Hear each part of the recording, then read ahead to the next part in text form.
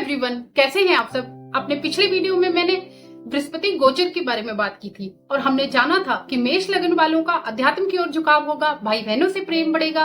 वृश्चिक लगन वालों की वाणी में सुधार होगा, उनकी बातों का इम्पैक्ट बढ़ेगा। और मिथुन लगन वालों के लिए फाइनेंशियल ग्रोथ होगी, उनका कुछ नया सीखने की इच्छा बढ़ेगी। तो आज हम बात करेंगे अगली 3 राशियों के बारे में, यानी कि कर्क, सिंह और कन्या राशि के बारे में। तो आइए जानते हैं कि कर्क राशि वालों के लिए ये बृहस्पति गोचर क्या नया बदलाव लेकर आया है। कर्क राशि में ट्रांजिट 12th हाउस में हो रहा है और 12th हाउस क्योंकि एक्सपेंडिचर का हाउस है तो ज्यादा से ज्यादा दान दक्षिणा करने को मन कर सकता है और इन सब चीजों में आपका खर्च बढ़ सकता है। 12th हाउस क्योंकि आत्मिक उन्नति का भी हाउस है तो आपका अध्यात्म की तरफ लगाव बढ़ेगा।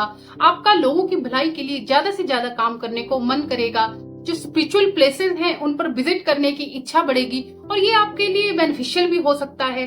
आपको डोनेशन करने से आत्मिक शांति का आभास होगा और आप जब ट्रैवल करोगे और ज्यादा से ज्यादा स्पिरिचुअल जगहों पर विजिट करोगे तो आपका खर्च बढ़ेगा और बेवजह खर्च बढ़ने से आपको थोड़ा सा बजट हिल सकता है। तो इसलिए सोच समझकर चलने की आवश्यकता है। जुपिटर की दृष्टि यहाँ पर 4th, 6th और 8th हाउस पर रहेगी, जिसकी वजह से फैमिली में प्रेम बढ़ सकता है।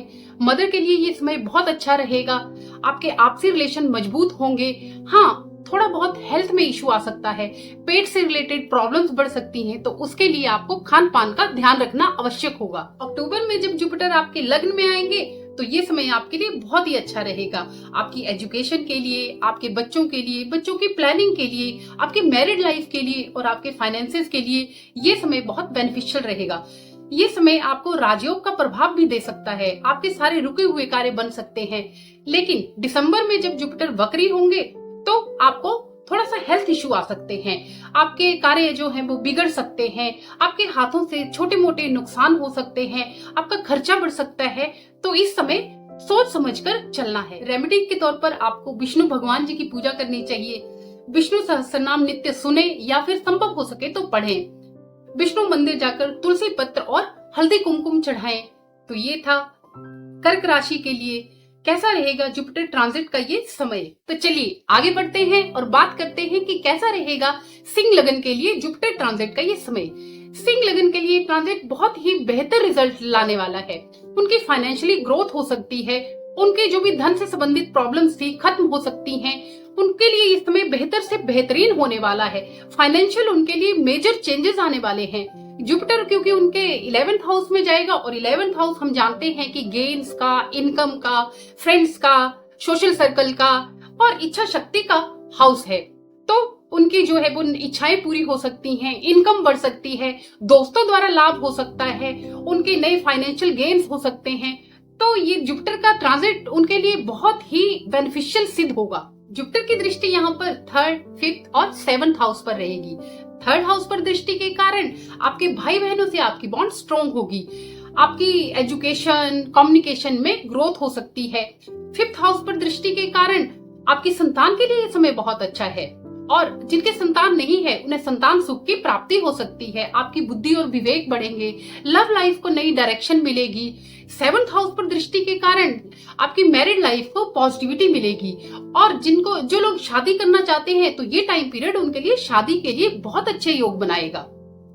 अक्टूबर के बाद जब जुपिटर आपके 12th हाउस में जाएंगे तो आपको अपनी हेल्थ पर ध्यान देने की बहुत अधिक आवश्यकता है, क्योंकि ये आपकी हेल्थ पर, हॉस्पिटल्स पर खर्च करवा सकते हैं और ये आपके ट्रैवलिंग पर भी एक्सपेंसेस बढ़ा सकते हैं। लेकिन दिसंबर में जब जुपिटर वापस 11th हाउस में आएंगे तो आपके सारे खर्चे, सारे लॉसेस बैलेंस होने लग जाएंगे।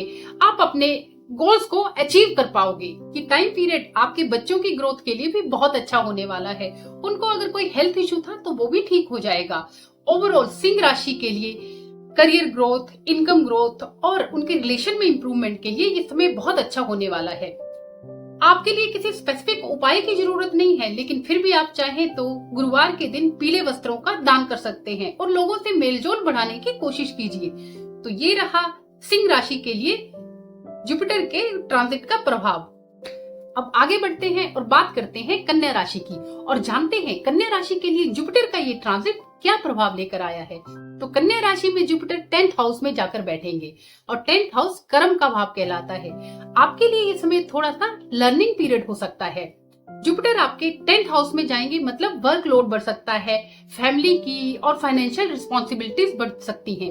आपको थोड़ा सा केयरफुल रहना है और ओवर कॉन्फिडेंट नहीं होना है। अपने प्लान्स और आप जो भी सोचते हो अपनी लाइफ के बारे में वो लोगों से डिस्कस नहीं करना है। जुपिटर की दृष्टि आपके 2nd, 4th और 6th हाउस पर रहेगी, तो आपका सेविंग्स की तरफ फोकस बढ़ेगा और घर का वातावरण भी बहुत अच्छा हो सकता है। अपनी मदर की हेल्थ का खास तौर पर ध्यान रखना है, उनकी आंखों का ध्यान रखना है क्योंकि इससे रिलेटेड कोई प्रॉब्लम हो सकती है।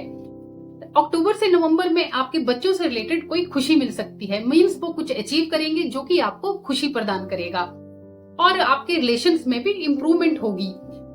और आपको इस साल हॉस्पिटल्स भी विजिट करना पड़ सकता है, अपने लिए नहीं तो किसी और के लिए ही विजिट करना पड़ सकता है। रेमेडी के तौर पर आप भगवान विष्णु या फिर श्री कृष्ण जी के मंदिर जरूर जाएं और इसी घी का दीपक जलाकर हर थर्सडे को रिपीट करना है।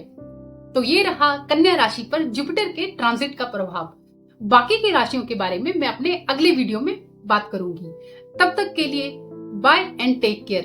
ओम नमः शिवाय।